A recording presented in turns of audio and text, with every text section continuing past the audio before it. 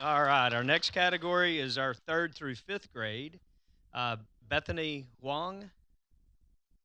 Oh, there she is. Good job.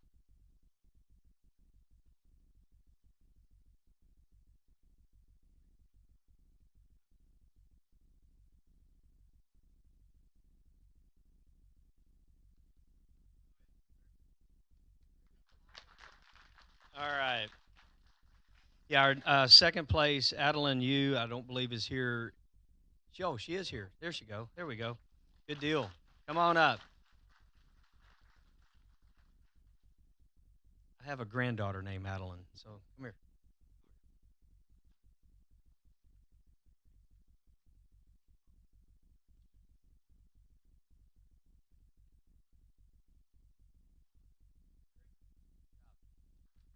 Oh, hang on. And then our third place, Lulu Wang. Here she is.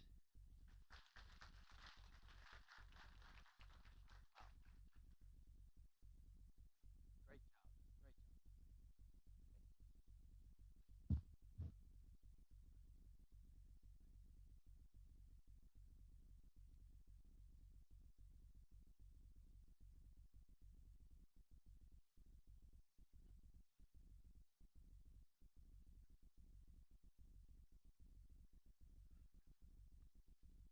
All right. And then next is our sixth through the eighth grade. We have Hannah Fuqua,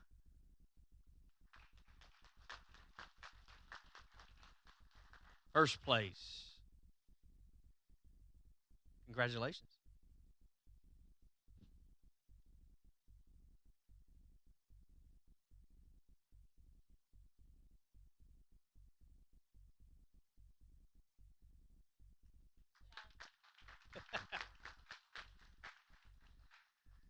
Second place, Alexander.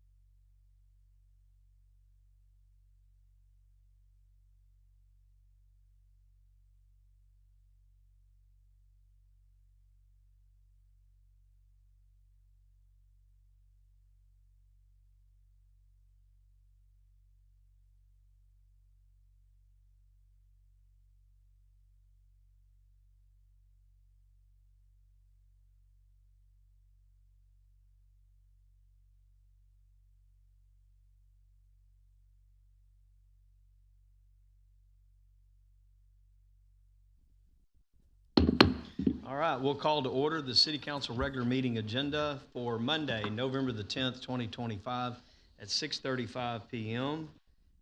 If you will all stand and rise if you would, be led an invocation by Mayor Pro Tem Byram, followed by our pledges by Councilmember Fernandez.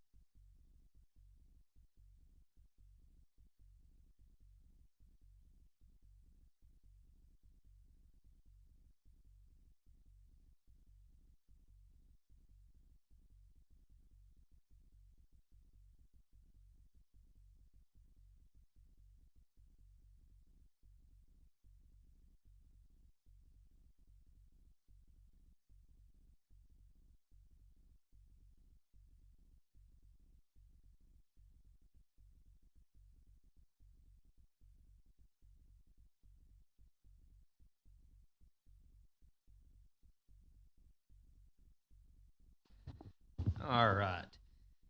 Again, thank you everyone for joining us tonight as we move into the month of November. It's kind of crazy. All right, moving forward in our agenda, roll and certification of quorum. Madam Secretary, I certify we have a quorum present. All members of council are present and accounted for. With that, we'll move to citizens' comments. I believe no one turned any comments in. Is that correct? All right. So with that, we'll move to consent agenda. We are going to remove item number D, as in David. We'll bring it up as a motion. We've got a little housekeeping item within the resolution to fix. So, Member Koza, if you would present consent agenda items A through G, with the exception of D. Certainly. Consideration possible action on consent agenda items A through G, with the exception of item D. So moved. Second. We have a motion and a second. Madam Secretary, call for the vote. Member Koza? Aye. Member Carbone? Aye. Member Chavidia? Aye. Member Cade? Aye. Member Fernandez? Aye. Member Patel? Aye. Mayor Pro Tem Byram? Aye. The motion passes 7-0. All right. With that, Mr. Koza, would you place D on the table, please? Yes. Consideration possible action resolution number R2025-190. So moved. Second. We have a motion and a second. Quick staff report. Thank you, Mayor. This item is an advanced funding agreement with the Texas Department of Transportation, or TxDOT. They are doing a surface restoration or overlay on State Highway 35, basically from the north end of Alvin to FM 518.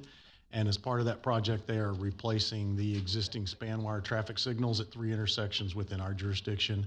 And the advanced funding agreement puts an agreement in place where we pay the upgraded cost for our standard mast arms that we place here in the city with our equipment, our standard equipment there. Those 3 intersections are all at State Highway 35 and Euler Drive, at Bailey Road, Euler Drive, or State Highway, and we got one of them in Hastings Cannon Road. Actually, the other one is the driveway on the north end of Pearland High School. And so I believe in the actual resolution, there was a reference to the Barry Rose project, and that should be changed to reference the State Highway 35 Improvement Project in the first whereas clause. So, Lawrence, do you have language to offer up for an amending motion so we can just fix the clerical error? Yes, Mayor, I'd recommend a motion to substitute the reference to the Barry Rose Improvement Project to reflect the State Highway 35 Improvements Project. So moved. Second. We have a motion and a second to amend. Any questions on that? Seeing none, Madam Secretary, we'll vote on the amending motion. Member Koza? Aye. Member Carbone? Aye. Member Chavidia? Aye. Member Cade? Aye. Member Fernandez, Aye. Member Patel, Aye. Mayor Pro Tem Byram. Aye. The motion passes 7-0. Okay, with that, we have an amended motion on the table. Any last call for questions, comments? Seeing none, Madam Secretary will call for a vote on the amended motion now. Member Koza, Aye. Member Carbone, Aye. Member Chavania, Aye. Member Cade, Aye. Member Fernandez, Aye. Member Patel, Aye. Mayor Pro Tem Byram. Aye. The motion passes 7-0. All right, perfect. We'll move to public hearing number 1. Martin, if you'll read into the record the reason for the public hearing and then move to the staff report. Thank you, Mayor. This first public hearing is a request by Hamad El-Sadi, applicant on behalf of 2811 Property, Inc., owner for approval of a conditional use permit for food store supermart use within the neighborhood service district on 0.8199 acres of land. This property is located generally northwest corner of Yost Boulevard and Broadway Street here in Pearland. Brief summary of the request. This is to build a specialty grocery store at approximately 5,400 square feet with associated parking and landscaping. The conditional use permit is required for the food store or supermarket use within the neighborhood service zoning district, which is, of course, why this is coming before you. We sent out public notices to all property owners within 200 feet and had the notification sign placed on the property by the applicant. With that, we had 19 written comments in support and 1 phone call also in support, and then 2 written comments against. And those were from people who showed up at the public hearing. Taking a look at the zoning and aerial of the property, you can see that it's surrounded by residences, the fire station to the east, a restaurant, a gas station, and then a carpet and flooring retail center. In the future land use map, this is within the commercial center place type. And then this is a view of their proposed site plan. This site plan did go to the Zoning Board of Adjustments to work on the front landscape area, which you'll notice is reduced. That was approved by the Zoning Board of Adjustments. So it is something that is allowed for this site should it get approval for the use of the property. Again, here are some views, proposed renderings, and then more of what the site would hopefully develop into. So in staff's analysis, this CUP meets the criteria for approval with the condition listed below. Staff recommended approval with the condition that the exterior lights be located so as to not produce any direct illumination across the bounding property line. All outside lights shall be comprised of a light source and a reflector or shield so that acting together spillover is controlled and no light will be produced across the property line. That was presented to the Planning and Zoning Commission, and they recommended approval with staff's condition with a 5-0 vote. With that, Mayor, I'll pass back to you. Sounds good. Is the applicant present? Oh, there we go. You have a presentation or just here to answer questions? You'll state your name for the record. That way the tape will pick it up. Move into your presentation. John Linton with Alter Group, the architect on the project. Is there a password for this?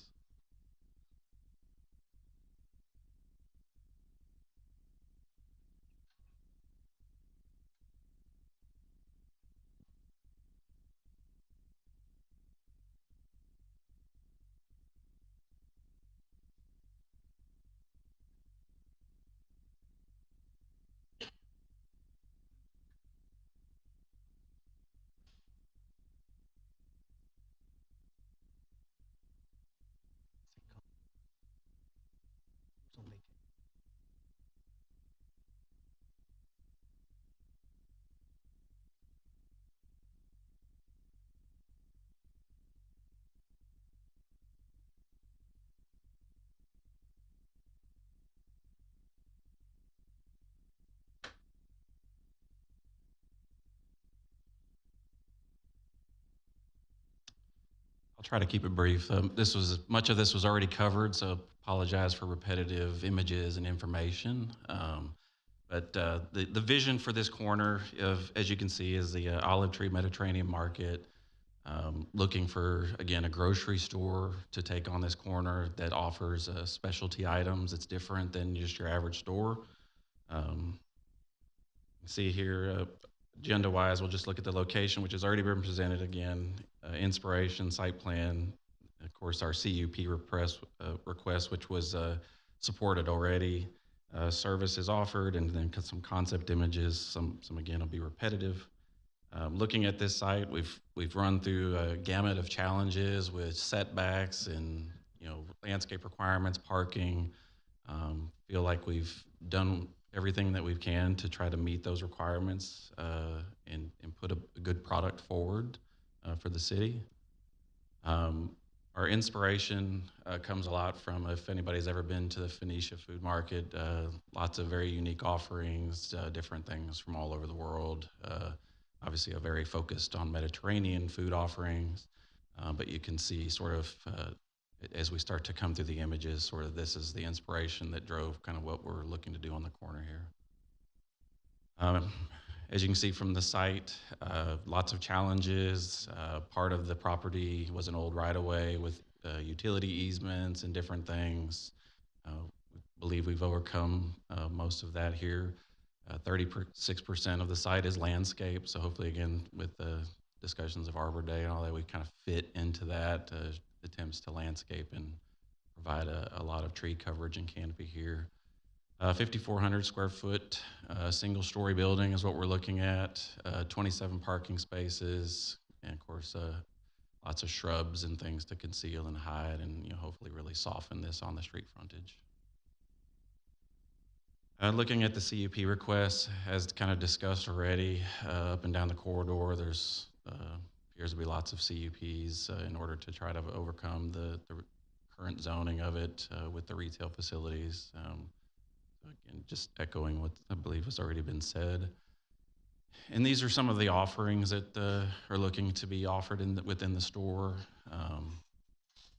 Again, trying to bring something different and unique to the area.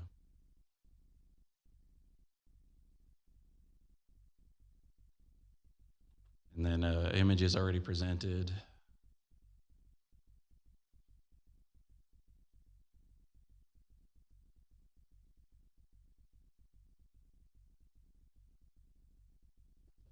Open for any questions? We'll get to questions in just a minute. We'll do the public hearing part of it, and then as we get questions up here, we may have you back up. But good presentation, and thank you for being here tonight. With that, we'll move to the public portion. Those wishing to speak for or against this proposed request, go to the podium, give us your name for the record. You have 3 minutes to speak. Second attempt, those wishing to offer testimony. Third and final time, those wishing to offer testimony in this public hearing. Seeing no one move in that direction, we'll turn it over to City Council for questions, comments, concerns. Ms. Caden? Yes. I guess my main question is there room for this on that corner? Is the parking, I'm concerned about the parking, I guess, more than anything. Is there going to be enough parking? I guess while he's going to the podium, I guess from a staff perspective, what's being proposed, does that meet our parking requirements? Correct. Yeah, no, Joe is working on getting the image bounced back up on the screen for us. So this site plan meets the Unified Development Code for minimum parking, for screening, for landscaping, for all issues covered within the development code. The only thing that that the Zoning Board of Adjustments approved to have reduced was a slight encroachment into the 30-foot landscape that is required for the corridor overlay district on the east side of the driveway or of the drive aisle entrance, and then a more significant reduction of that landscape strip on the west side, but that was more to accommodate the cross access as a vehicle travel lane is necessary to be able to provide cross access there. There's only one entrance and exit is on Broadway? Correct. There is no entrance on Yost. But they have cross access with the carpet store next door. Correct. And I do know there was a request to get a variance on the back against the housing, which was denied. Correct. So this actually went to the Zoning Board of Adjustments twice. The original request, I'm going to categorize it as more of a 50-50 split of asking for variances against the rear and against the front. This second proposal, which is what the board finally approved, provided the full buffer to the rear and then reduced or made reductions along the front. One of the conditions that I didn't mention that the Zoning Board of Adjustments approved was that there would be no entrances or exits along this backside. But after we were thinking, after the board had finally done that and made that decision, that's when we realized that there could still potentially be light that shines in the backyard, which is why we made that a part of this condition. Otherwise, we would have covered that condition through the Zoning Board of Adjustment approval. But that's where those conditions and evolutions of the site plan have taken us. Any other questions, comments? Mr. Koza? Thank you, Mayor. Raj, on here, under conformance with the thoroughfare plan, at the very last sentence, it says a separate variance granted by the city engineer with the requirement to show driveway placement. Is that something you're just waiting for from TxDOT, or what are we looking at there?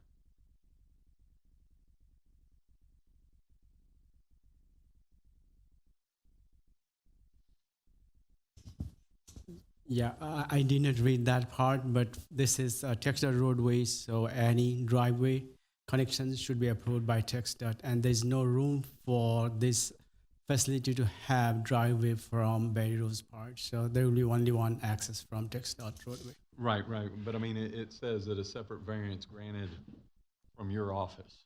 And so it talks about TxDOT, it says a proposed driveway location will require TxDOT review and approval, but the very last sentence here, it says a separate variance granted by the city engineer will be required for the shown driveway placement. So I assume once TxDOT. Yeah, we always send it to TxDOT, and before we get no objection, we would not approve. So once TxDOT. Right, but I mean, gives- you're gonna, whatever TxDOT does, you're gonna approve. It's not something that they could get caught up in later, is what I'm trying to. Yes, sir. Okay, that's what I wanted to know. All right, and then on the, I didn't quite understand the driveway, the sentence right above it, it says a driveway separation between the proposed driveway and the existing driveway to the east is approximately 80 feet.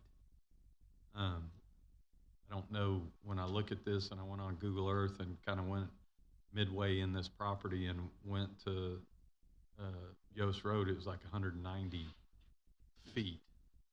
I don't know who would need to, I don't get what that reference was for. Anybody help me out with that, Martin Vance, what that comment is?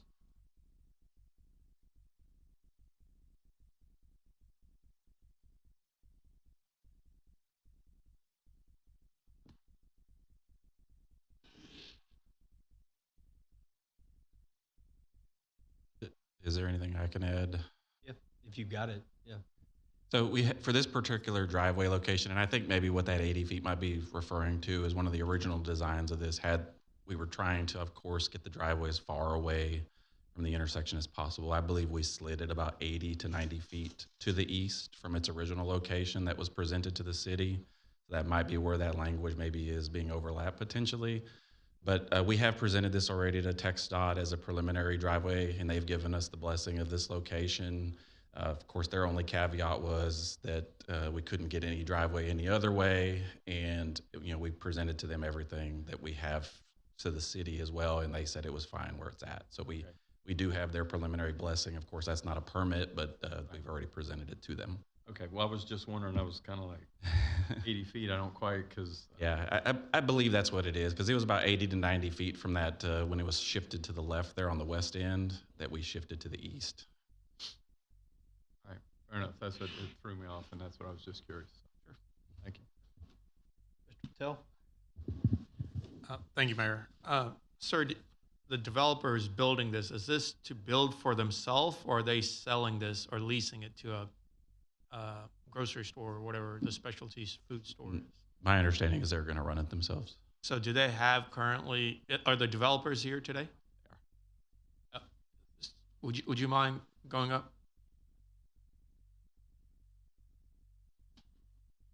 While he's coming up, real quick, the driveway that you have to the west of the property connecting to the Pearland Carpet, is that correct? Is that driveway going to be connected to that property next door? Is there an easement going between the traffic?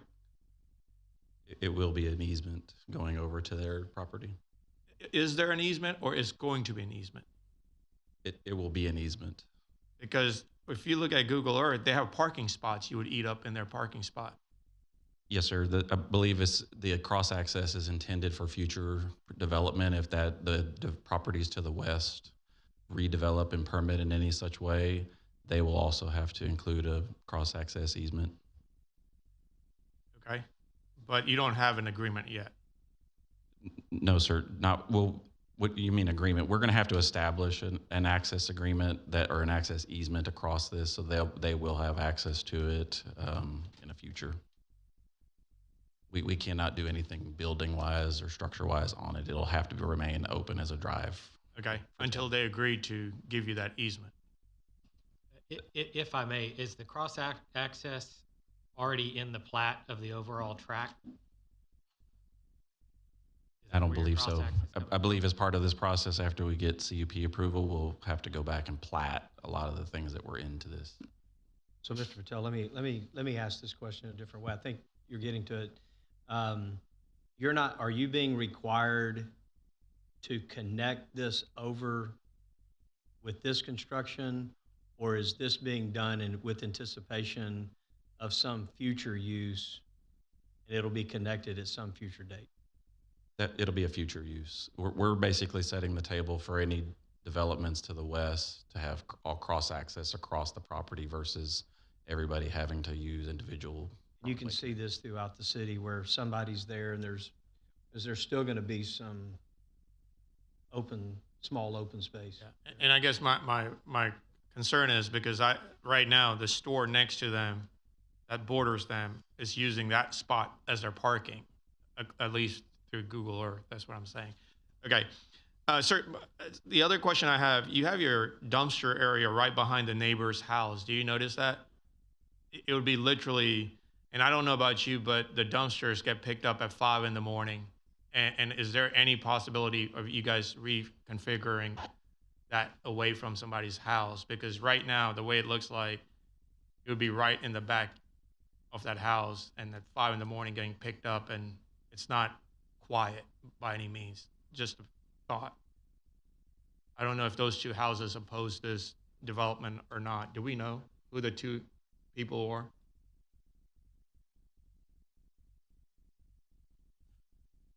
So one of the people that was in opposition was the hard corner of Yost and Roy LaRue. I believe I'm saying that right. And then there was another in opposition that was, I want to say, 2 doors down.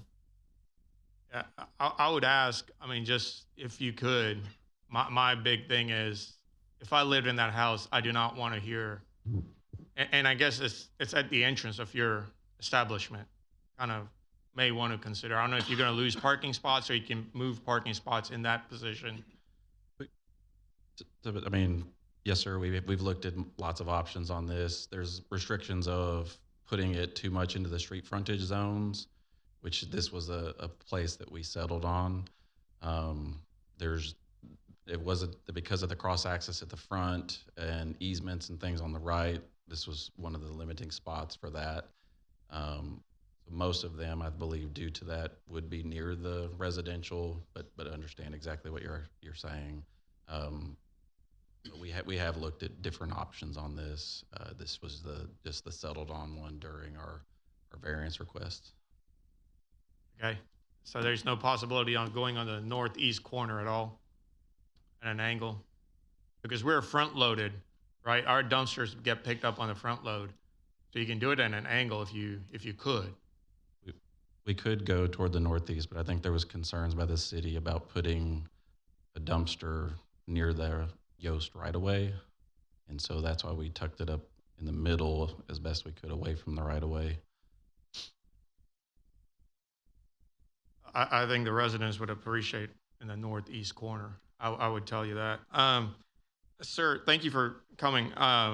The other question I have, the specialty store, do you have any stores currently in Houston market, or is this your first one? No, I do have one in a Woodland area. Oh, is it the same? What's the name? Hmm? What is the name? It's a La Petite. Okay. I'm sorry, sir. Go ahead and give us your name for the record. Adam Sadi. Thank you, Adam.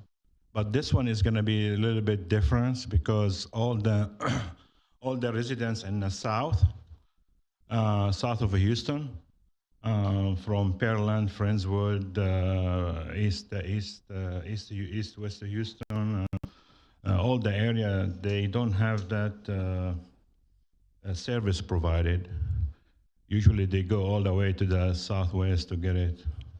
So that's going to be kind of opportunity to just, Pearland will be the first one to have that Middle Eastern oven and bakery and meat.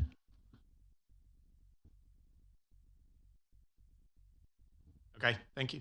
Mm-hmm. Mr. Fernandez? Thank you, Mayor. This question maybe to Martin or to Raj. Regarding the driveway, is the vehicles coming out of the property, are they going to be forced to go westbound, or are they going to be allowed to cross and go east or west as they exit?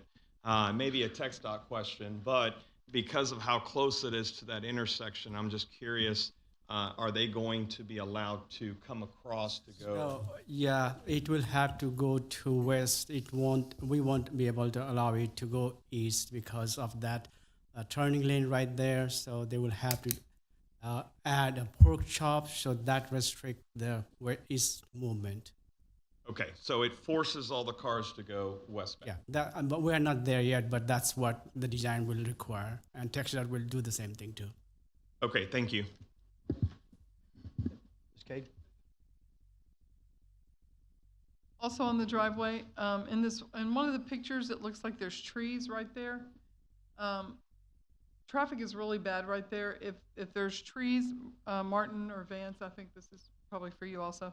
If the trees are right there at the exit and they're going west, I mean, is that right? I'm sorry. That's right. If the trees are right there. Well, they're still coming out to the sidewalk further. The sidewalk is all the way out here than the street. So Right, so Member Cade, what you're describing is a visibility triangle to be able to see oncoming traffic, or to be able to make good judgments as you're approaching the right of way and to get into the lanes of traffic. So this will definitely be reviewed to make sure that there is no issue with sightline visibilities. Okay, thank you. all right, any other questions, comments? The only question I had, and I sent a note over to Vance real quick, and that is the pictures are beautiful. I personally, not that it has to be identical to this. You still have to draw your plans and build, but would like to see the condition that this would be, in keeping with the presentation that was in here as we get to it, because we do have to. When we get to the motion, when we get to that portion of it, we have to have the motion to put the condition that was accepted in here. The only other one is to make it consistent with what's shown tonight. Probably need to make sure that we're in that habit of doing that as these CUPs come through. So with that, we will. Excuse me, Mayor, if I could clarify on the issue that you just made. If we're going to include some sort of recommendation that the facade or renderings are in substantial conformance with the plan submitted, I do want to identify that if you're looking at the plan that's currently up there in the top right-hand corner, you're going to see a second story with a window on it. That was something that was a contested issue at the original ZBA meeting, so we definitely don't want them to have a condition that they have to build something to match this rendering if that's something that wasn't approved. I believe that this was the drawing from that first submittal. And that is the second story that was contested there. Perhaps you could elaborate. It is a taller element to the architecture there, but it is not a second story. It is just the entrance feature, I believe, that you're seeing there, as we try to pop up and have a larger, grander feeling as you come into the space. But there is not a second story. Okay, as long as there's not a second story. I can't tell from this diagram, but we definitely don't want to give conflicting signals. Agreed. All right, with that, we'll close this public hearing. Move to new business item number 1. Mr. Carbone, would you place that on the table? We could place it with the conditions, or we do the amendment. All right, thank you, Mayor. Consideration and possible action, resolution R 2025-CUP 2025-0432 with the staff recommended condition regarding the exterior lights shall be located as not to produce any direct illumination, and the discussed condition that the plans will be in substantial conformity to the renderings as shown. So Single-story building. As a single-story building. We have a motion and a second. Any last follow-up? We've had the public, we've had staff presentation, as well as council questions and comments. Madam Secretary will call for the vote. Member Carbone? Aye. Member Chavadilla? Aye. Member Cade? Aye. Member Fernandez? Aye. Member Patel? Aye. Mayor Pro Tem Byram? Aye. Member Koza? Aye. The motion passes 7-0. All right, thank you much. With that, we'll move to public hearing number 2, which is tax increment reinvestment zone number 2, amendment number 6. We'll go into staff report first. Trent. Thank you, Mayor. So at a recent meeting, we did do a discussion item on the proposed TERS number 2, amendment number 6. And so tonight, what we have on the agenda is a public hearing for that amendment, as well as consideration of the first reading of an ordinance that would enact that amendment. And then we'll come back, assuming that passes, with the second reading at the next meeting. But I'll hand it over at this point to Mr. Joel Hardy to walk us through the public hearing. Thank you. Thank you, Mr. Epperson. Mayor and Council, as Trent mentioned, this is the public hearing that's required for the plan amendment process to adopt for tax increment reinvestment zone number 2. This is amendment number 6. And a lot of the information is very similar or exact to what we presented to Council about a month ago at an input and discussion session, but we've broken it down to the salient issues. So you should see some bridge version of some of that. But to dive right in, just to remind us, this is the area known as Shadow Creek Ranch. The zone was created in December of 1998 based on a 30-year term, approximately 4,000 acres, and 4 municipal utility districts were formed in and around the zone, which buttress the development attributes of the communities. The zone is created with board oversight, and we also have our consultant partners with Marsh Darcy here, as well as the legal counsel for the zone from ABHR, Suwan Johnson. Map just picks the boundaries of the zone. The area has jurisdictions that involve the city of Pearland, Alvin ISD, Brazoria County, and Fort Bend County, and those are also our partners in the TERS. The slide kind of breaks down the participant levels that were agreed upon with the establishment of the partnership. City of Pearland, 100% participation minus the administrative costs associated with our oversight of the zone. Brazoria County came in at the tax rate at the time of the creation of the zone, 13.59%. Fort Bend County, like the city, has a sliding scale participation. We're in the last years of that, and that would be equivalent to a tax rate of 31 cents. And Alvin ISD as 100% participation less the deduction they use to pay for the cost of schools. Just to kind of give a note of historical performance to date through 2024, the total increment taxes that have been created total $284 million. And the pie chart breaks down that by participant. As we talked about in the initial discussion and input, the TERS has grown in value tremendously over and above anticipated development and value. The orange line represents the projection at the adoption of the TERS, and the blue line shows what the TERS has actually done as far as taxable real property value. Historically, we've had about 5 amendments to the TERS, and all of these have played a role in developing different infrastructure improvements throughout the zone. Some of those involve street improvements at Shadow Creek Ranch Sportsplex, installing utilities, and different other attributes to the area. One to note is, of course, Fire Station 8, and another important one is the Pearland West Library. So this slide pretty much breaks down what the projected distributions would be at the end of the zone. And it's important to note, simply to provide information to show that we have ample resources available for the proposed amendment. That projected balance in total right now, based on no appraised value growth, is just under $49 million. So proposed amendment number 6 brings forward the concept of land acquisition as associated with some parkland rededication, parks and recreation improvements at Shadow Creek Sportsplex, and other facility improvements. We've talked about using some of the land that we would acquire to improve parking associated with a trailhead at the recreational trail that's being proposed that would also operate as additional parking for the library.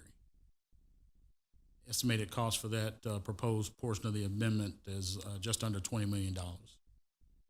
And second to that, there are 2 street improvement attributes, a bridge replacement at Kingsley Drive at Clear Creek. This would go along with a planned widening of Alameda School Road, Kingsley Road, going up to Beltway 8 from Clear Creek. And Broadway Street, there's a lane expansion opportunity from 2 lane segments into 3 lane for safety purposes related to an area that is located north of Shadow Creek High School. Estimated cost of that improvement is $14.06 million. The next slides just kind of give aerial overview of the different projects we're proposing. These would be the land acquisition projects. The first proposed land acquisition involves land owned by the UT Board of Regents. It's approximately 50 acres. And the next one would be land owned by Axel Noble, adjacent to Shadow Creek Sportsplex to the east. I'm sorry, to the west.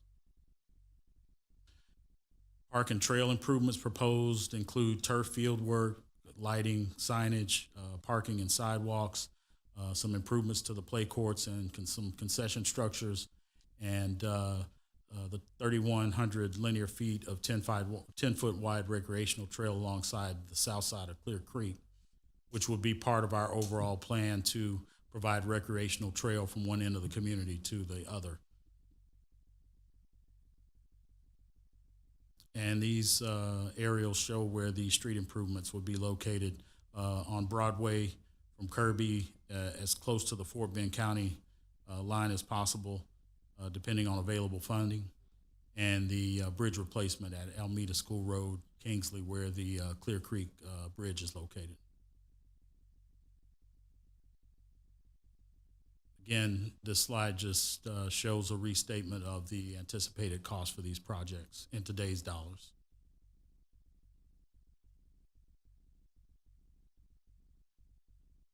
We have met with all of the jurisdictions that are participating with the TERS and have had good response and support insofar as no opposition to the planned amendment. And this slide just kind of gives an overview of the planning schedule. Most of the items we've completed. Tonight's public hearing is part of the statutory requirement that we conduct in order to get the plan amendment to council to adopt. And should you seek in favor of the adoption, tonight's first reading would take place, and we'd come back to council on the 17th with the proposed second reading of the ordinance. And this slide basically just gives an anticipated project implementation schedule. Land acquisition would take place during the 2026 calendar year through 2028. The parks design and improvements would take place. The recreational trail improvements March of next year through July of 27, and the Broadway Street improvements in Kingsley Bridge replacement January 2026 through September of 2028. And with that information, I'll pass the balance back to council.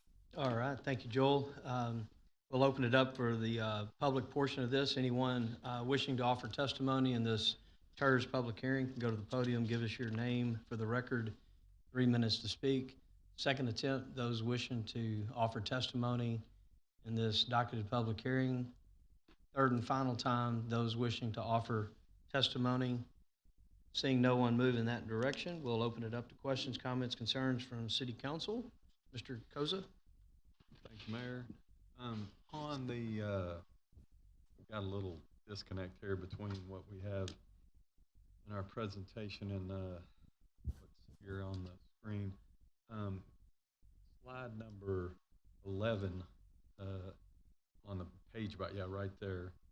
So when we look at it, it says turf and field work, lighting, signage, and then 2 slides down, it has sports complex improvement, 4.7 million. I know a couple meetings ago we approved, I think it was about 2.3, somewhere between $2 and $3 million for the turf fields, and we were told that if we run short and we don't hit the ROI, we can pull out from the TERS. Is part of that in this 4.7, or is that a later amendment that we would have to come up with? No, sir, it's part of this 4.7. It's part of the 4.7? Yes, sir. And how much of that? I want to say $1 million. Okay. All right, thank you. Ms. Chavaret? Thank you so much for the presentation. So that was my question on page 13 or slide 13. I know that that's an estimated projected amount, but what if we exceed? Does that mean we'll have to have another amendment? I mean, right now you're projecting 33.5 million.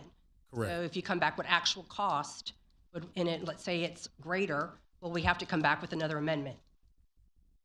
I'm not quite sure. Alan? So I think there's a couple of things there, is that these are today's cost. So when we actually put the letter of financing agreement in place with the TERS, it will take basically the CPI for construction cost and add it to this number. And then for every year thereafter, you get interest as well. So, these are fairly conservative. If we did get to a point where it was going to potentially exceed one of these, and we knew that, we could come back and look at another amendment. We don't plan to do that, and would try to work to control the cost to make sure whatever we end up, getting built on some of these park improvements, as well as the how far we go on the Broadway expansion, stay within the budget. Anything else to add there, Alan? Just a little background color to add to that. Originally, this was set up with kind of a check and balance system when you were dealing with third-party developers. And so we wanted to set up specific budgets so that if things did go over, they would have to come back and get it reapproved. And so now, since the city's acting in the shoes of a developer, you're kind of, subject to those same rules. But the description that Trent just mentioned is exactly right. So there's a construction cost inflation number that can get added to this, as well as your interest costs that can get added to this. So. Thank you. Any other questions, comments? So the land acquisitions, have we already had discussions that this is going to be sold by the two parties that currently own it? Do we know, or is this going to be eminent domain, or how are we going to do this? So we had discussions with the UT system several years, or it's been a couple of years, maybe a little bit longer than that. And you know, they were willing to entertain offers as long as it was for the entirety of all the property. And so we have had an appraisal done, so we know what ballpark that should be from a market value standpoint. The other one, have we had discussion? I know years ago we may have Yes, sir. approached We them. have had similar discussions with Axel Noble. Okay. Thank you. Any other questions, comments? Seeing no one move in that direction, we will close this docketed public hearing and move to new business item number 2. Ms. Chavarria, would you present that, please?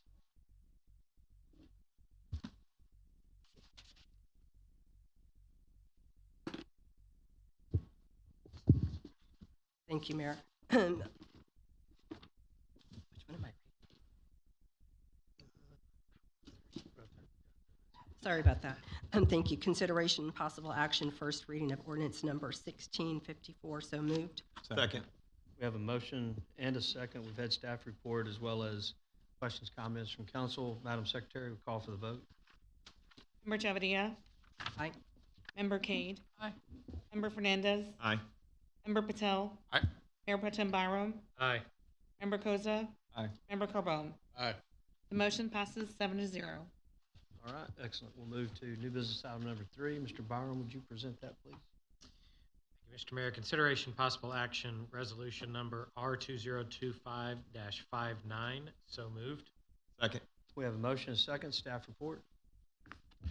Thank you, Mayor. So this item is an engineering design contract for the continuation of our sanitary sewer rehab projects in the Berry Rose and the Longwood service basins. These projects are necessary to reduce the inflow and infiltration into our sanitary sewer system. And if you recall, when we evaluated the Berry Rose and Longwood basins and consolidated the two plants into the current reconstructed Berry Rose plant that we're working on, we identified that the significant I&I, or inflow and infiltration in these basins, was impacting the size of plant we would need to handle those wet weather flows. So it was much more cost effective to put dollars into a series of rehab projects for the collection system than to expand the plant further, and also the associated ongoing operational cost with a larger plant. So this design covers two sub-basins that are generally northwest of Dixie Farm Road from Clear Creek to State Highway 35. Freeze Nichols is the recommended firm, as they have done our wastewater modeling and master plan that identified these areas and are best suited to move that into the further analysis and the design work. So we recommend approval in the indicated amount of just over $2.127 million. Thank you, Mayor. Thank you for that. Throw it open for questions, comments from council. Mr. Carbone? Yep, thank you, Mayor. I saw in here there'll be some smoke testing. I guess if you make sure that we communicate that to dispatch and fire. We had some smoke testing at my office one day, and fire, everybody shows up and they're like, "Oh yeah, you have a dry pea trap. Sorry." And so I think they hung a tag at some door a week prior, and that was our communication. But if dispatch would have known, probably didn't need to roll, $5 million worth of fleet vehicles. So anyway. We'll make sure we're doing that. Thank you. Mr. Cousin. I would add to Mr. Carbone's comments, not only that, if we have any pressure testing, we need to let the residents know, because at my office, we had raw sewage blown back into the building. So we need to make sure that we keep that in tab there. Can you pull up page 5 of 7 in the presentation? Page 10 on 57 on.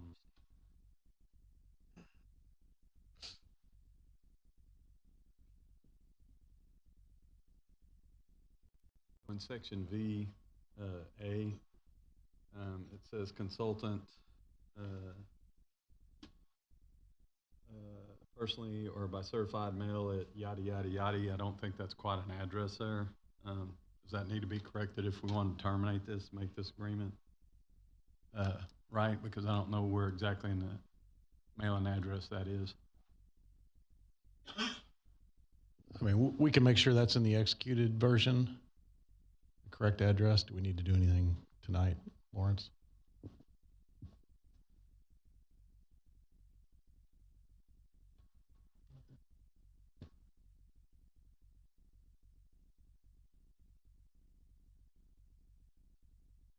Yes, sir, and I'm going to recommend that you make a motion to amend Exhibit A to reflect the address that is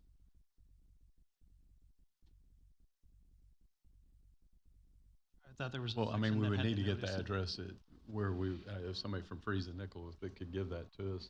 Yeah, I think 11200 Broadway, Suite 2320, Pearland, Texas 77584 is what's on their letterhead. So we can sub that in there.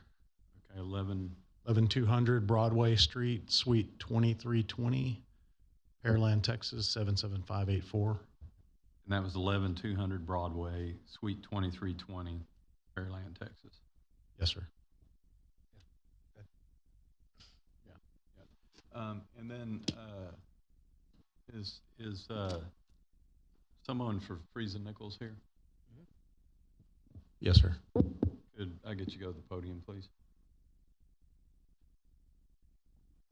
Just give us your name for the record, please. Good evening, Council. My name is Ishita Rahman, and I have with me Bailey Keller. All right. Thank you very much for coming out tonight. We're looking at approximately $2.1 million. I know you've done wastewater projects for us without hiccup, but we did have a project on Bailey Road where, if my memory serves me correctly, y'all missed about $1 million in that process. This contract's very similar to that. So hopefully this go round we make sure we cross T's, dot I's, unlike this address we had here. Hopefully we get that taken care of, because we ended up having to come up with $1 million to be able to finish the bridge. So hopefully we don't have those type issues with this project. Yes, Council, we have worked on the phase 1 and phase 2 of the SSCS projects with the city, and we haven't had any amendment on our engineering and design for that. So, and we worked on the city with this scope and fee, and based on the previous SSCS project experience. So we don't anticipate needing an amendment for this study. And this is a study and design. We won't have, the construction services are not part of this contract. All right, thank you. Okay, any other questions, comments? Mr. Patel? Are the engineering being done in the Pearland office, or is it somewhere else? It has been done in Pearland office. Okay. I'll echo what Councilmember Koza said. I believe I don't know if you were here 2 years ago, but you guys also did the McCard Road. Are you familiar with that project? Yeah, I wasn't involved in that, but I'm familiar with the project, yes. Well, if my memory serves me correctly, the engineering was a little bit flawed, and it flooded one of our residents' homes. Are you aware of that? No. Okay, that's okay. And so I would echo what Member Koza said. Right, this is a lot of money, and I think last time when I was on this issue, I think it was 2 strikes, and we had said, hey, if you guys keep messing it up, we're gonna kind of go away from you. And so I think it's really important that you understand that. Yeah, Yep. yes, of course, we understand that. We value the opportunity to work with the city of Pearland, and we'll put in our best effort. Yeah, and I'll echo real quick to be a little bit more specific. What McCard, we did have an issue, but the quantity bust, that Mr. Koza was referring to was on Bailey Road and the bridge. And what it came down to in your spreadsheet with 2,000 cells, there was a quantity bus, there was a multiplier or something that was wrong in a cell, which made it wrong at the end. Fortunately, we found that out early on in the process. It was a QA/QC in the spreadsheet problem. That in a nutshell, that's what it was. So we just don't want to have. It's not over the design. It's when we go to bid. We just want to make sure that QA/QC and every bit of the process is done correctly. Yes, of course. So we don't, because while that's a big project, I mean, the overall $200+ million project, we can't afford to have those kind of a bus. So that's what they're referring to. So, Yeah, it was about $1 million. yeah, it was a number. Yeah. And it was a number. We'll say that. So last call for questions.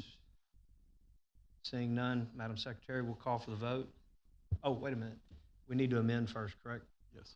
Okay. I'll let you want to. Did you get the note? Okay. Yeah. I mean, I think I got good enough. Moving on. Give me Here we 2 go. seconds to get back over here real quick.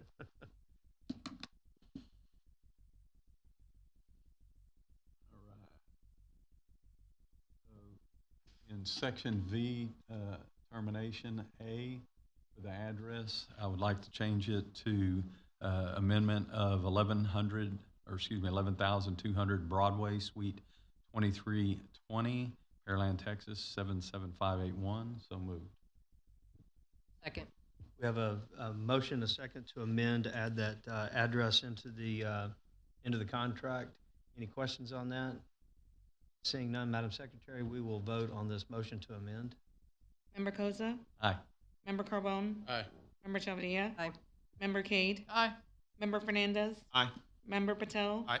Mayor Pro Tem Byram? Aye. The motion passes 7-0.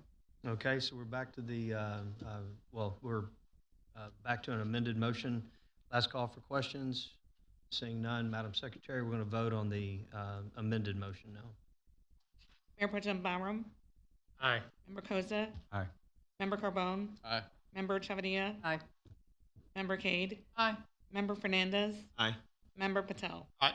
The motion passes 7-0. All right, with that, we'll move to item number 4, discussion item regarding the annual National Community Survey, or NCS, and National Business Survey, the NBS. With that, we'll move to staff report.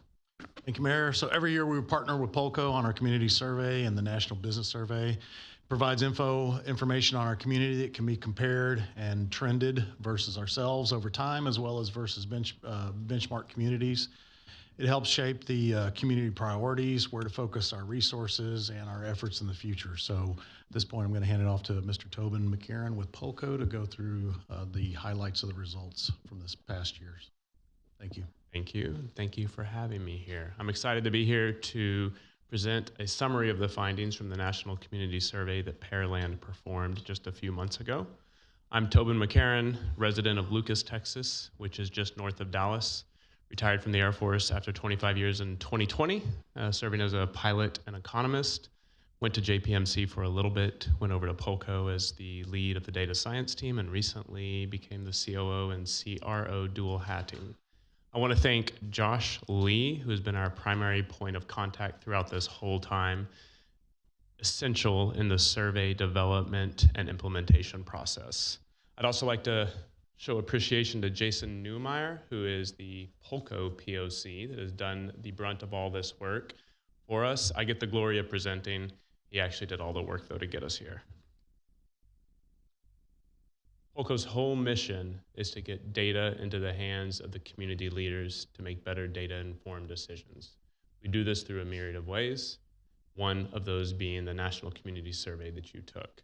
We acquired the NRC, which is up here, and we keep this in here for customers that have been with us for a while. You actually joined us long ago when we were the NRC. Once we acquired them, we then acquired all of their goods, which included the National Community Survey, the National Business Survey, which you also did, and a few other surveys. How we see our customers actually use this survey is shown up here. One is to monitor trends in resident opinion, to measure government performance, to help inform budgeting or strategic planning, and to also help benchmark against other communities. We hope that, I must have pressed something, sorry about that. We hope that you will use this survey and the results not only to help in these endeavors, but also as I'm presenting, maybe to kind of feed ideas of other things you'd like to look into in more detail. The NCS has every question aligned to one of 10 facets that are shown up here. These 10 facets have been researched by survey research and academia to be noteworthy of the 10 facets that are most representative of the residents' quality of life. We purposely line up to have very general questions and very specific questions in these facets. These facets also tend to line up really well with different departments that a community might have. For you, you have finance, you have human resources, parks and rec, police, fire. It's common departments. Those department heads, those department members might want to look at questions that are specifically and only aligned to those facets, and it's very easy to go into this survey results and see those facets highlighted. So diving into Pearland, it's your 10th time conducting the NCS. How we do that, how we conduct it, is we get a list of the zip codes that service Pearland from the USPS. We then overlay the GIS boundary files provided by your community and eliminate any one of those zip codes that's outside of those GIS files. We then have just the households that are actually part of Pearland. We randomly sample 3,000 of those households. They get 2 different mailings. The first mailing is a postcard inviting them to take the survey. The second mailing is a cover letter, the actual survey and on paper, and then a postage paid return envelope.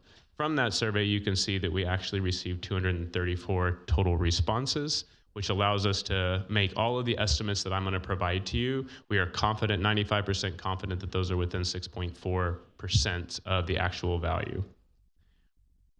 We those results we then weight according to the demographic profile of the city of Pearland. And what that means is that we take the census, we see what your demographics are according to the census, we see the people that have actually responded, and then we can weight it so that it's representative of your community.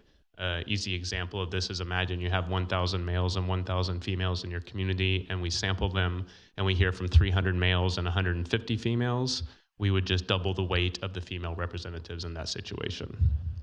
We also do non-probability open participation survey option, where the city sends out web links and URL codes that people can go and take this survey and respond to it. Those survey responses are not scientifically valid, and so we provide those responses in our Tableau report that's online and in the PDF that you've all received, but they are not part of the responses and the weights and the results that I'm going to show you today. The ones today are only from the ones that we can guarantee are scientifically valid and statistically significant. Our benchmark database allows us to compare you to over 400 communities like yourself, typically cities, communities between 50 and 150,000, and allows us to represent more than 50 million different voices. So an overview of your survey results. I'm going to start very high level and spend about 5 slides high, and then I'm going to go into more details and give you some key findings after that. So this first slide is talking about, in those 10 different facets, how do your residents perceive the quality of those 10 different facets? And you can see that in those 10, you're doing very well, with one area of opportunity being mobility. And so health and wellness, 72% of your residents rated as excellent or good, whereas in mobility, 34%. You can see here that the mobility is the one of the 10 that is lower than the national benchmarks. Next one's going to be importance. So I did quality, and now I'm doing importance. So here's how your residents perceive the importance of those 10 different facets. And this is pretty typical of what we see, other than I do normally have utilities below safety and economy, typically safety and economy on their top 2, and then we see utilities and health and wellness. So your parks and rec is a little higher than normal for the residents in your community, and utilities is a little higher than normal, but all of these are still within national benchmark standards. This slide puts the quality and the importance onto the same graph, so you can get a good idea of where your biggest area of opportunity is. And if you remember from that quality slide that I had 2 ago, mobility was the lowest, but it's actually perceived pretty important. And you can see that that's your biggest gap. And so we like to think that that's where our attention should probably focus, and we would recommend a community focus onto that area that's in the biggest gap. But you also have to worry about, well, where do I take resources from? We're all constrained by time, money, people. And I can see here that the smallest gap is the health and wellness domain, which only has a 7% difference. And so I would recommend we would start to look at where we can take resources from. We would look at that area. So this is just to give you a general idea within those 10 facets of where to focus and where you can possibly shift resources. 2 more high-level slides. In comparison to national benchmarks, you have 21 that were higher ratings and 5 that received lower. All 5 of the lower ratings were in mobility, and I'll talk about that in more detail near the end, but just to give you those data points, those 5 were the overall quality of the transportation system, the ease of travel by public transportation, the ease of travel by bicycle, ease of walking, and bus or transit services. To only receive 5 lower ratings is really good. You've got 4 times the amount higher than you do lower. 21 of those, I have the list here, happy to tell you, but I don't think it's worth really me reading them all out. Just know that y'all have done really good as a community to be above national benchmark in this many. Often when I'm presenting, it's pretty much even of 10 and 10 above and below, not such a weighted amount above. So I applaud you in your efforts there. Next one's gonna be according to your 2024, how are you doing now? And here it's a very similar story. You've really improved. You've done a lot better in 21 ratings. You're a little lower in 6 ratings, and those 6 ratings are as a place to raise children, as a sense of community, as an availability of affordable quality mental health care, overall health, preservation of natural areas, and open space. In order to be lower than your previous survey year, you had to have been 9.1 percentage points lower. And so this does show a pretty drastic drop in those 6 areas. Something that you should probably be concerned about and think about, well, is there something we could have done? But given that you were, again, higher in 21 relative to 2024, when you had a really good survey and really good participation and really good results, you've done really well.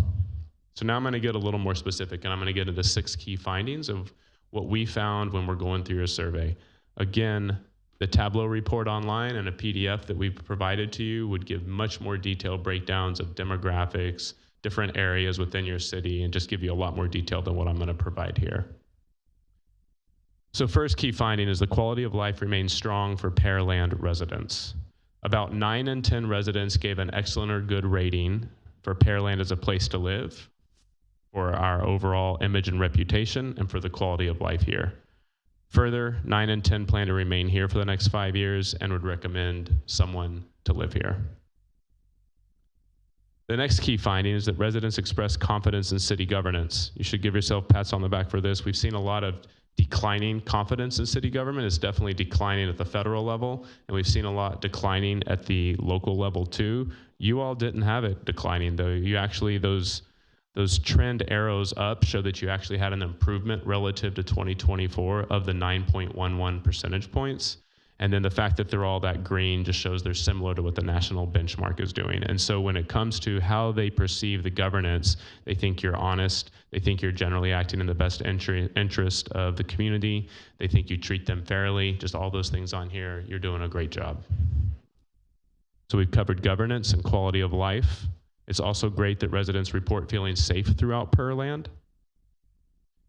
Similar to national benchmarks, but they're rating you high in every one of these areas. 85% are saying they feel very or somewhat safe from violent crime, property crime, or in the downtown commercial area during the day. Just to give a little more detail about different departments here, fire services is rated extremely high. Ambulance, again, police and sheriff services, crime prevention, all of these are really, they're on par with the nation, but they're also just doing really good. All of these are the percent excellent or good that were rated by your residents. Other big one is the economy. Again, your residents are favorable towards the economy in Pearland, receive many ratings above national comparisons. And so here it really just shines how good the economy is doing here. Relative to the nation, you have any of those dark green ones are much better than the rest of the nation. That's 10 percentage points higher than national benchmarks. And you can see cost of living. It is somewhat disheartening when I know that 1 out of every 2 says excellent or good cost of living. We are seeing a significantly low number in the cost of living amongst most communities. You're at 51%, you're higher than the benchmark, and you're trending up from what you were last year. So very positive feedback on this domain. You also took the National Business Survey with us, and that survey, in the National Community Survey, what I've been presenting, that's questions asked to your residents. In the National Business Survey, that's the one asked to business owners, managers, proprietors of that.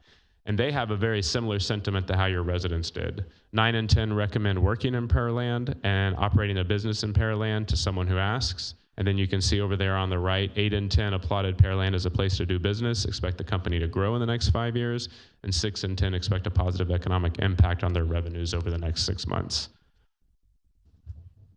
Also from the National Business Survey are these questions that y'all might be interested in of the quality of employment opportunities is ranked 70% as excellent or good, variety of employment opportunities, again 70%, and the availability of jobs that pay a livable wage. 2 of those 3, you can see the one that's higher, the other 2 being similar to national benchmark trends. And then on the bottom, thinking about your current employees and current employment options at your business, please rate to what extent they possess the following. They think that they give them the skills needed, and they think that the educational qualifications are top-notch. 5th key finding is that parks and rec areas are key assets valued by Pearland residents. Here you can see that you're similar to the national benchmark in every one of these areas, but you are increasing relative, you have improved relative to how you did in 2024 in every one of these areas. That percent is, again, number of residents rating you as excellent or good.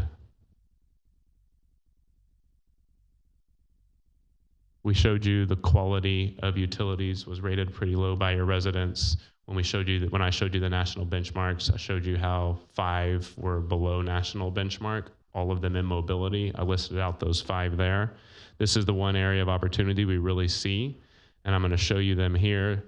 So you did have one, ease of public parking, that was above the national benchmark and seemed to be doing better than it was in 2024.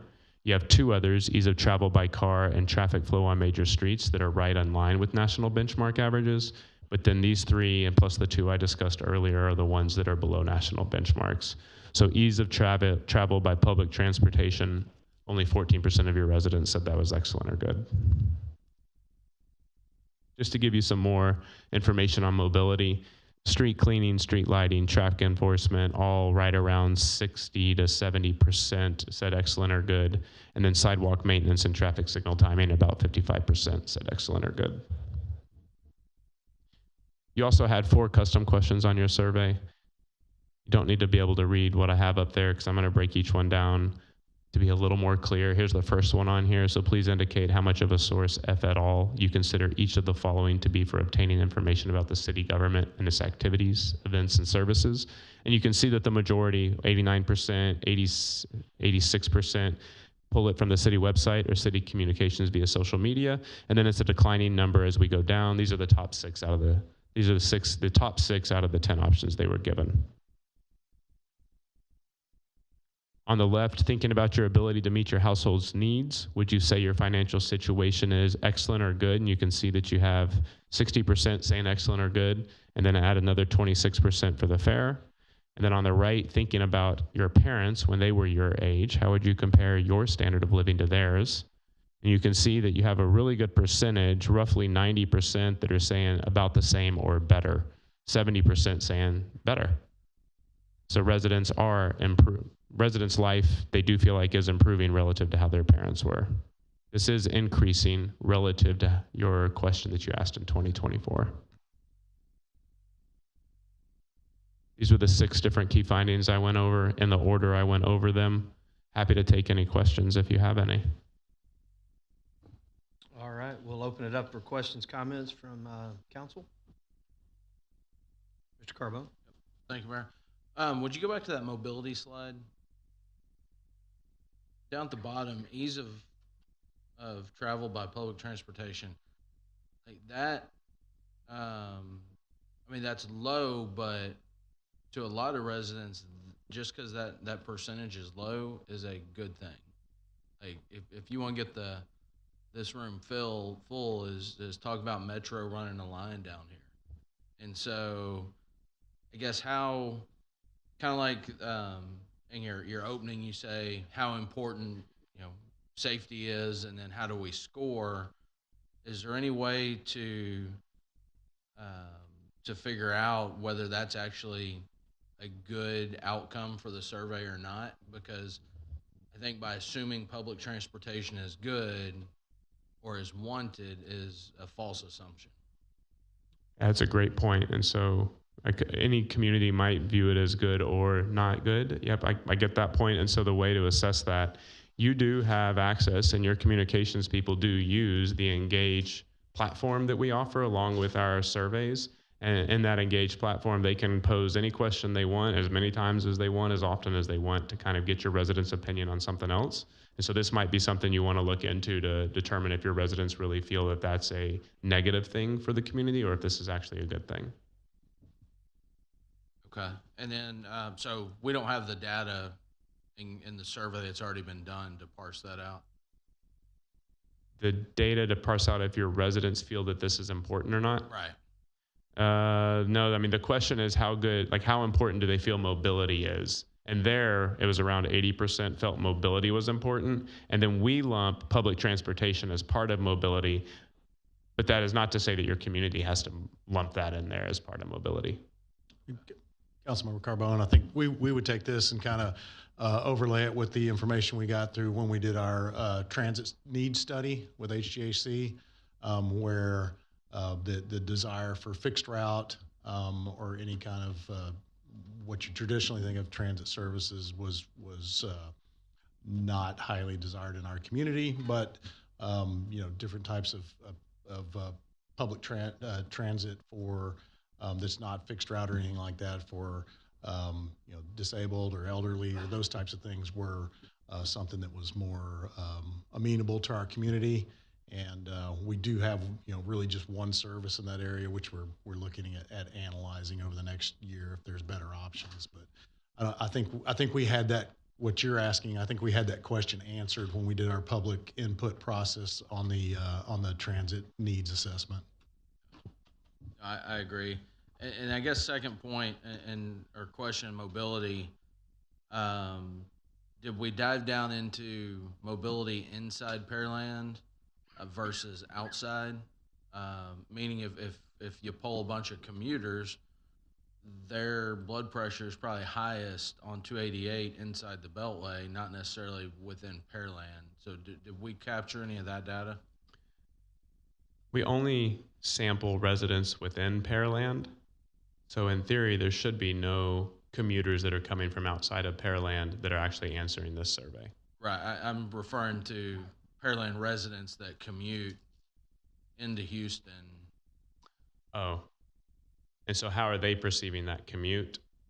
Right. Yes, and we would not have parsed that out. If they are viewing like a county-wide problem and they're blaming it on the city, they would have been in here. Right. Okay. All right. Yeah, like traffic flow on major streets. If they're considering 288 as a major street and they're going into Houston, that we can't affect that as a local government. I think that's kind of what you're getting to. Same thing with ease of travel by bicycle, as well as walking. It would be interesting to know how these numbers compare even to other areas in the greater Houston area. More sub-regional than the national scope. I know we've spent a lot of time and effort with shared use paths and all of our east-west corridors, big 10-foot wide. That's meant for bicycles and people walking to go together, not a bike lane in the middle of traffic. So it'd be interesting to know, and you're doing it on. You're benchmarking it across, what you had in the country. It'd be interesting to know how that looks, around the Houston area, because that's really, when you talk about competition of communities, it's our neighbors. It's not necessarily, somebody in New Jersey, Yes, sir, and I agree with that. But just so you know, if y'all want it, we have approximately 450 customers. We have about 50 of them in Texas. Yeah. That's not going to just be Houston. It's going to be Dallas, San Antonio, but those are probably more similar to what you're talking about. They have similar setups, and so we could happy to work with y'all on giving you, hey, here's like the Texas standard, and then here's how you're doing relative to that. Something to think about.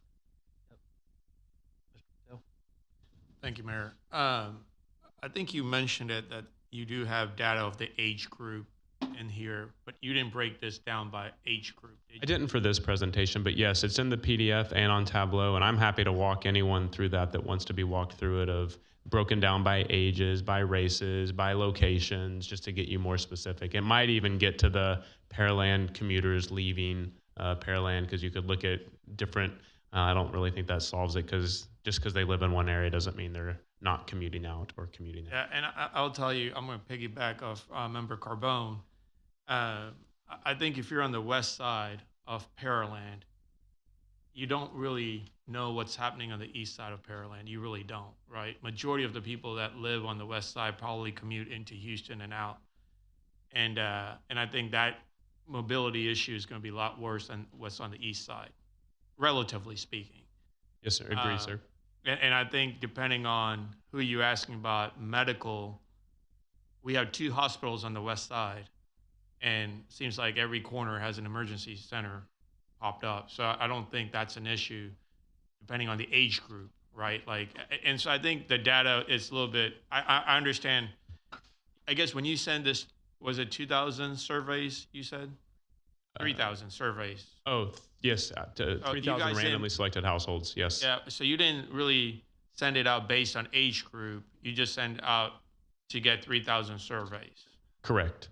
Okay, because I guess the data can be skewed in a way if more people on one side of town responded compared to the other, right? That's also really important to kind of look at where the majority of those people live. Definitely agree with that. And so if you were to go into the Tableau, you could see the regions and be like, okay, the people on the east answered these questions in this way, and the people on the west answered it in this way. Okay. I didn't break it down by demographic on this, just because it becomes overwhelming. And I'll tell you, for me, ease of travel by public transportation on the side of the west side. While a couple of years ago we had a bus that was taking people to medical center. I don't know if you're aware of that. We did try that here in our community. And I think, the Woodlands Express, are you familiar with the Woodlands Express? I am not, sir. So it literally is a public transportation that goes from Woodlands all the way to downtown, and a lot of people ride it. And I think it's something our community may want to look at with the park and ride, because I know in Missouri City, a town next door to us, just recently built something like that where they can park their vehicles and then go into downtown or medical center.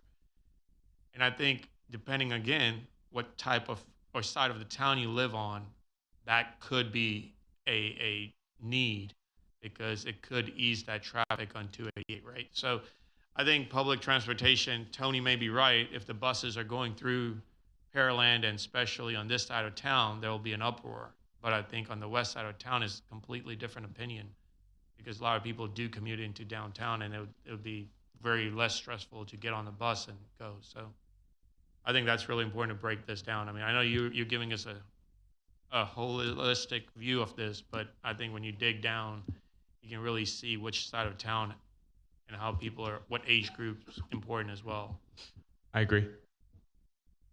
Any other questions, comments? All right. Any wrap up from staff? Well, I'd like to point out that y'all did awesome. Like 5 of these 6 key findings were good. So yeah. I understand getting caught up on mobility and the concerns of it, but y'all did great. Safety, economy, quality of life, those are fantastic for Pearland residents, and that's not always fantastic in the other communities we're with. Yeah, I think the mobility side, obviously, that's our weakness. If there was one in the survey overall, I would dare say most of the communities in the greater Houston area and in Texas in general, because we're growing so fast, we probably have very similar benchmarks as you can't build roads faster than people are moving. So I think that would be something to do.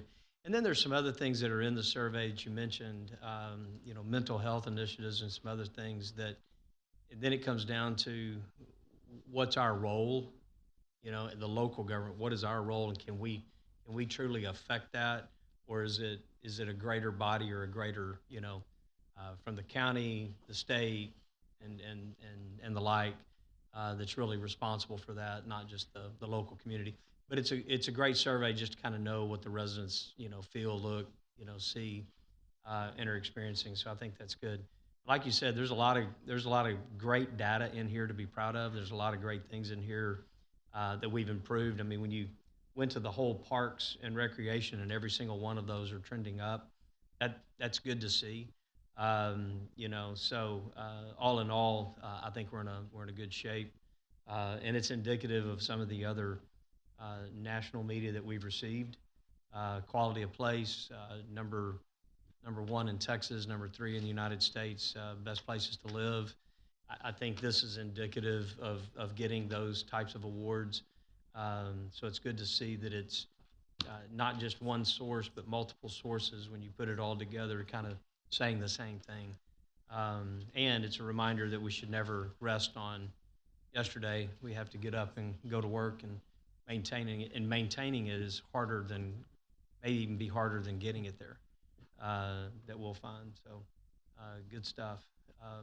I want to thank you for coming our way. More importantly, I want to thank you for our service to our country. Thank you. You mentioned that, and we greatly appreciate that as well, especially tomorrow being Veterans Day and all of that. We commend you. Thank you. Appreciate it. Thanks for your time. All right. Thank you, guys. All right, with that, we'll move to second discussion item regarding proposed amendments to the city charter. Any staff report on that? Yes, Mayor, I'm going to pass it over to Katie Liniger from Legal. Good evening, everyone. As you may remember, last meeting we discussed the proposed amendments that the Charter Review Commission had recommended after discussion of the charter as it currently exists. Y'all had a discussion, and there were a couple points that seemed to have broad agreement among council, and then there were several other points where further discussion seemed like a good idea. So with that, it looks like I'm sharing on my end, but it's not.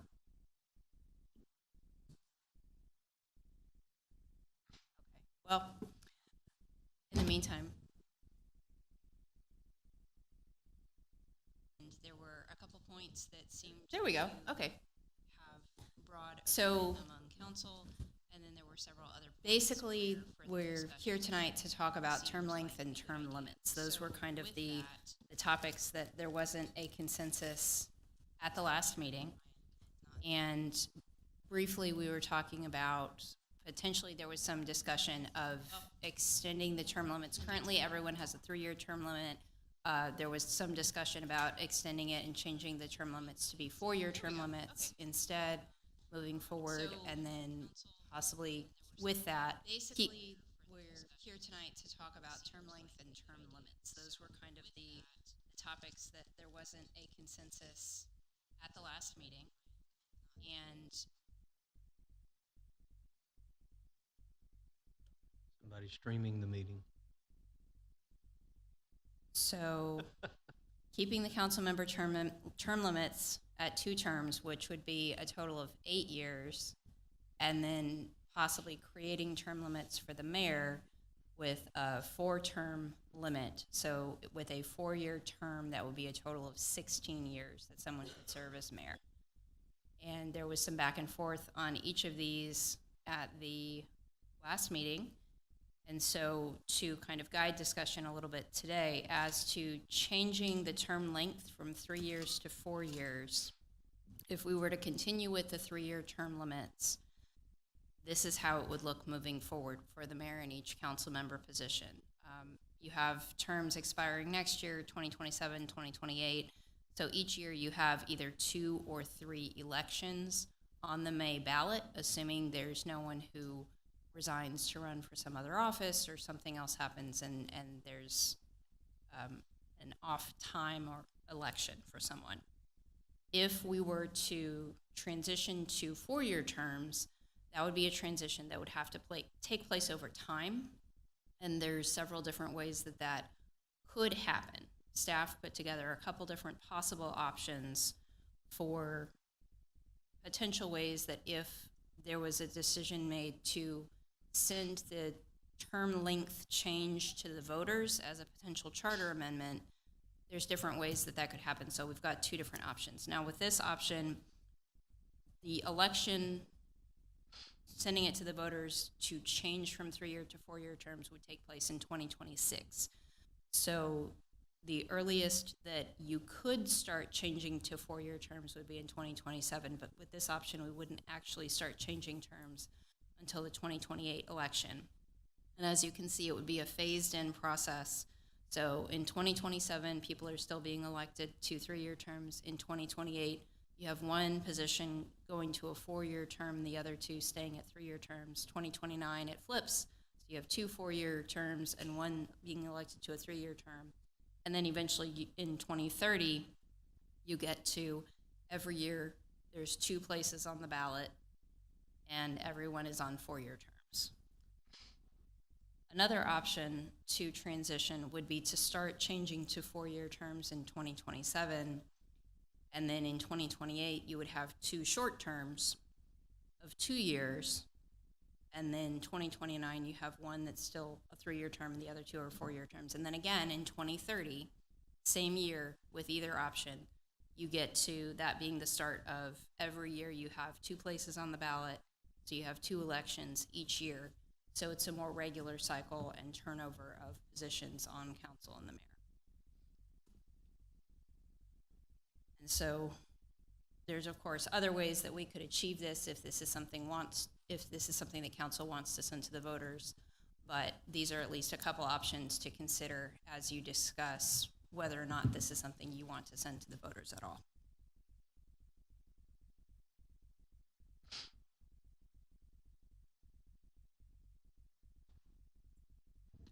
That it? That's it. All right. Any discussion by council? And we do have one of our Charter Review Commission members here, Mr. Jim Johnson. I don't know if you have anything to add to this. I know y'all looked at some of this. Absolutely. Just give us your name for the record.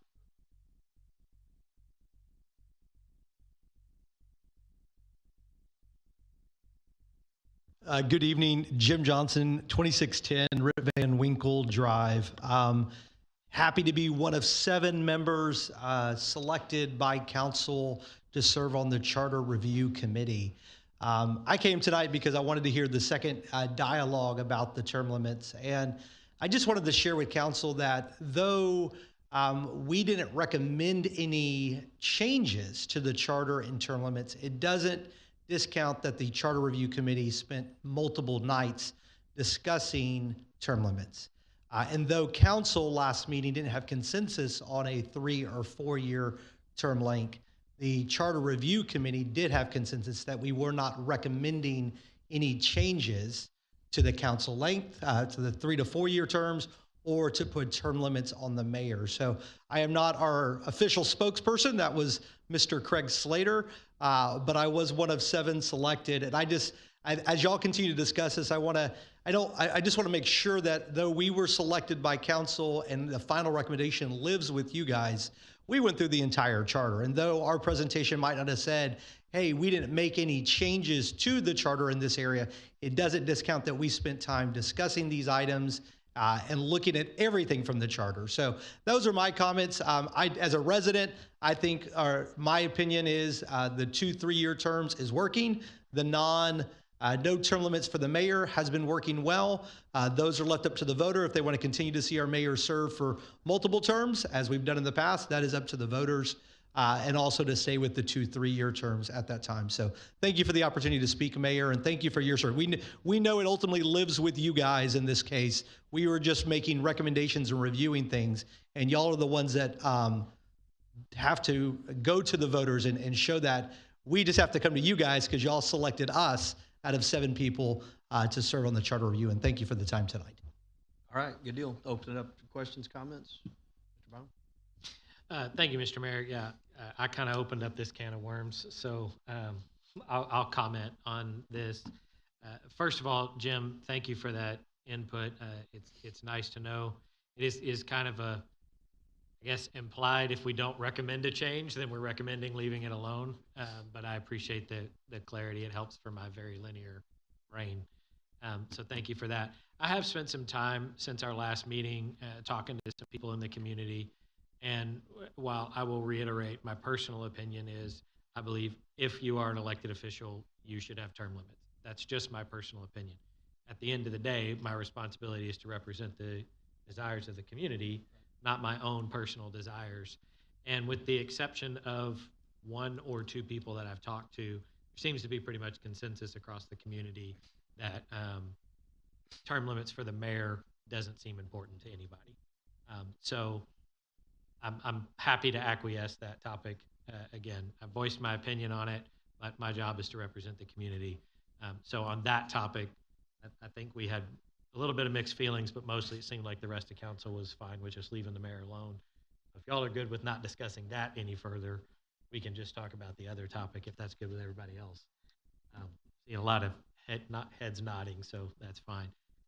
On the term limits or terms for council, there's multiple ways to skin this cat. I will say that the majority of the input that I've received from talking to the community, they do like the 2 4-year terms with the 2 and 2 and 2 and 2.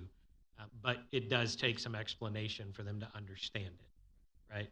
So, and a big part of that conversation is ensuring that the community understands that this is not an effort of this existing council to try to prolong their influence beyond what we were originally voted to. So in my mind, on this topic, it's really a communication thing. It's a question are the members of this council passionate enough about it to get out in the community to explain it to people and make sure they understand the why behind it, or are we just going to put it on a ballot and let them vote on it? Because I would say if we're not going to get out and explain it, then I don't think we should push forward with it at all. So that's my 2 cents on it. I like it.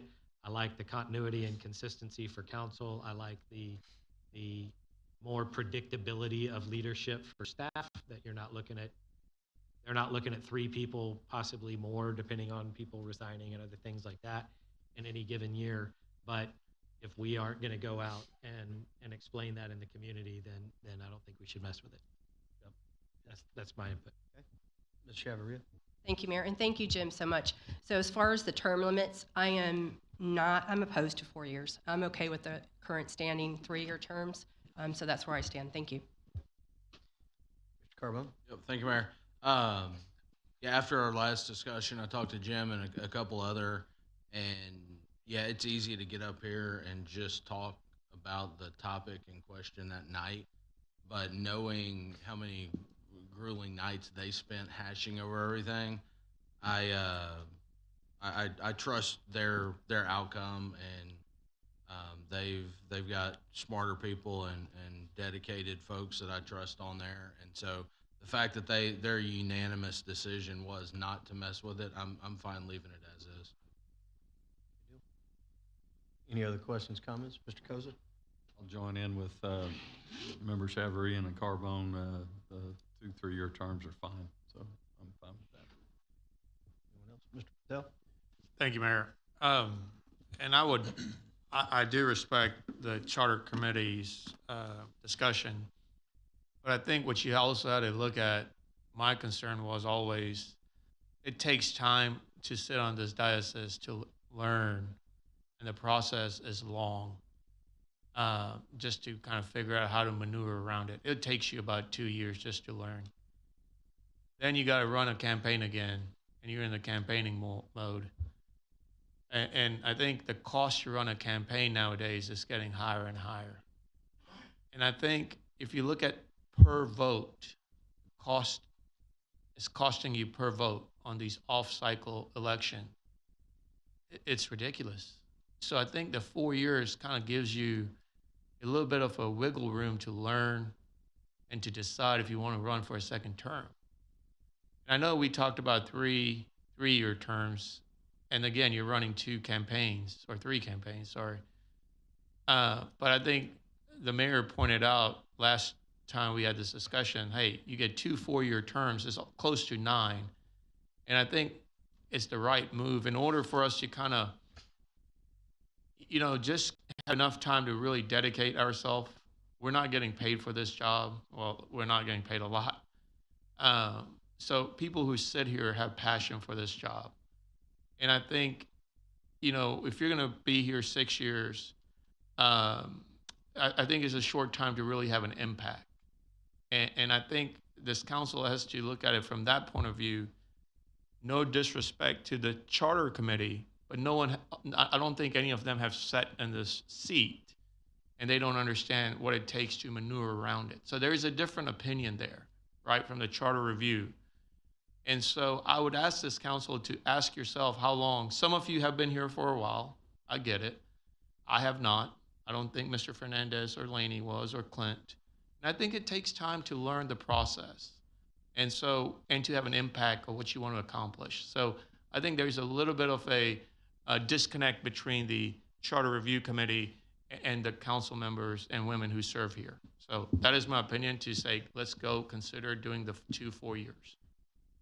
Mayor, I remember when a while back, we went to the residents to vote for mayor term limits, and it lost. Yeah, it did. It was a while back, like 8 years ago. It was when Mayor Reed. It did. I remember we voted for it. Okay. It was a long time ago. I don't remember when, but anyway, I don't know about term limits for the mayor. But I think 4-year term limits make sense, and staggering them the way it was on every 2 years makes sense to me. The first 3 years flew by up here.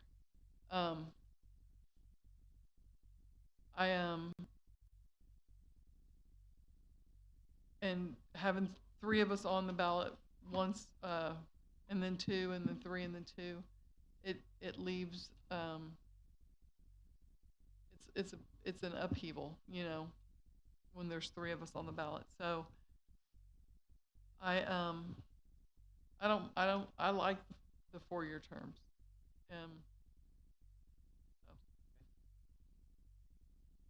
Mr. Fernandez? Thank you, Mayor. I'm completely okay with the way it is right now. I agree with members of council regarding the charter review and what they determined. I think that even though I do agree with it takes time to understand stuff. Me being the newest member of on this dais, I'm in the process of learning so much, but I do believe that if we keep it the same way, it's not broken. I don't think it needs to be changed. So that's my opinion. Thank you. Good deal. I'll just kind of close this up a little bit on this topic. When I was elected mayor 5 years ago, there was only one member here. That was Member Carbone.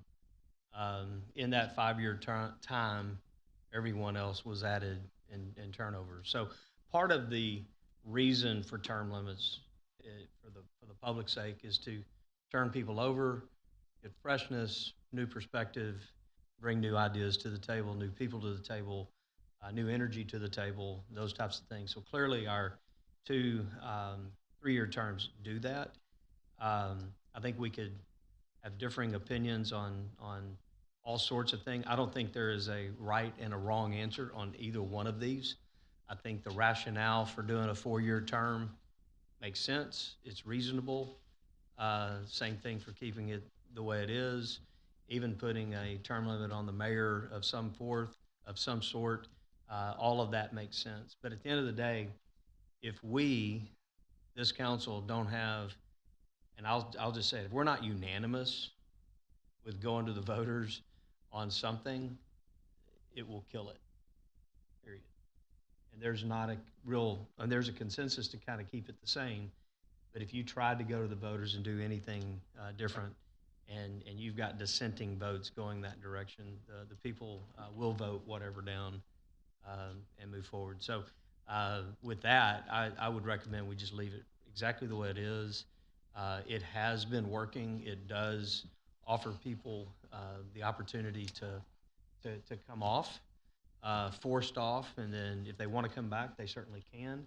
And if the people of our great city want to bring them back, they will. And so it's even more important that people get out and vote and know who our candidates are and all that good stuff. So with that, is there any other charter review discussion to bring up? Just a next step, Mayor. In light of tonight's conversation, I think there's only going to be one proposed change that goes out to the voters. I think we're going to have a public hearing and some sample wording on that, and that is in changing the notice provisions to allow whatever notice is allowed by state law. I think last time I referenced state law changes. Yep. They were primarily in the focus of zoning ordinances, but we have notices for all kinds of different things. Whenever the state authorizes us to make a change, if that passes, if y'all send it to the voters, and we'll bring that language to you, and if it passes, and then the state does that, we'll be ready to do that. Other than that, in light of the conversation tonight, we won't have any additional changes for term limits or for any proposed changes to the terms.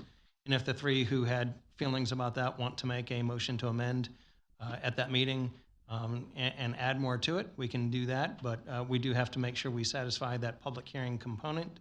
And then we expect this to come, there'll be a public hearing, then a resolution sending it to the voters, which I think we plan on bringing to you in February, and then the election will be in May. Right. So that would be what our next steps are. So the next time we see it will be when? I think we had it slated for the second meeting in December. It might have been the first. I think the public hearing, December 15th. December 15th. 15th. Yes, sir. Thank you, Mayor. I guess I wanted to know, I thought we talked about, I can't remember, about the electronic voting. Putting on electronic voting. Did we kill that? It's not a proposed change to the charter, sir. Okay. So the charter actually enables it now.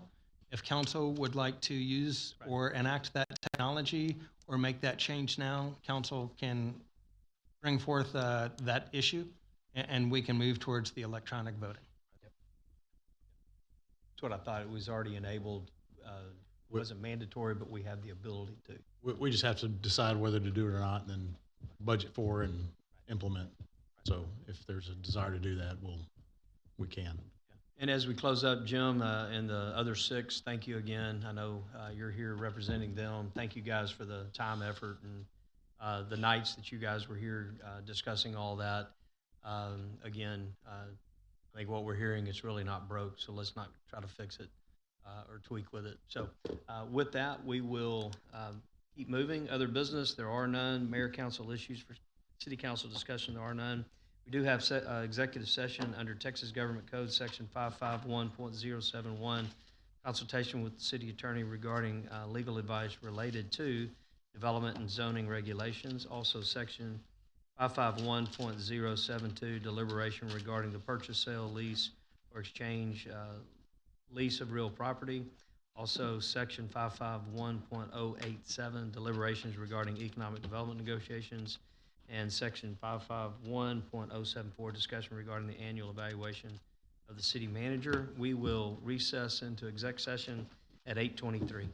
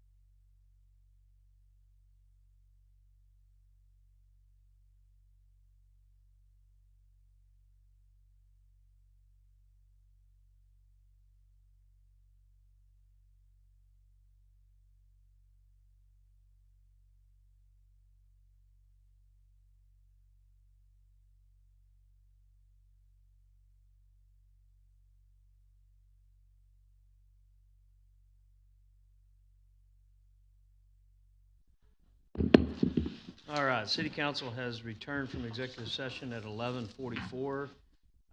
With that, we'll move to new business continued. Item number 6, Mr. Carbone, do you have a? Yep, thank you, Mayor. I'll make a motion to approve staff to proceed with property acquisition for project 2505 and 2506 as discussed in executive session. So moved. Second. We have a motion and a second. Madam Secretary, call for that vote. Member Carbone? Aye. Member Chevadia? Aye. Member Cade? Aye. Member Fernandez? Aye. Member Patel? Aye. Mayor Pro Tem Byram? Aye. Member Koza? Aye. The motion passes 7-0. All right. Moving to new business item number 8.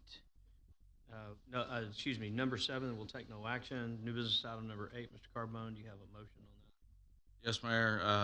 Consideration possible action regarding the annual evaluation of the city manager. I'll move that we adjust the city manager's compensation as discussed in executive session. So moved. Second. We have a motion and a second. Madam Secretary, call for the vote. Member Carbone? Aye. Member Chevadia? Aye. Member Cade? Aye. Member Fernandez? Aye. Member Patel? Aye. Mayor Pro Tem Byram? Aye. Member Koza? Aye. The motion passes 7-0. All right, with that, we will move to, turn the page, adjournment at 11:45.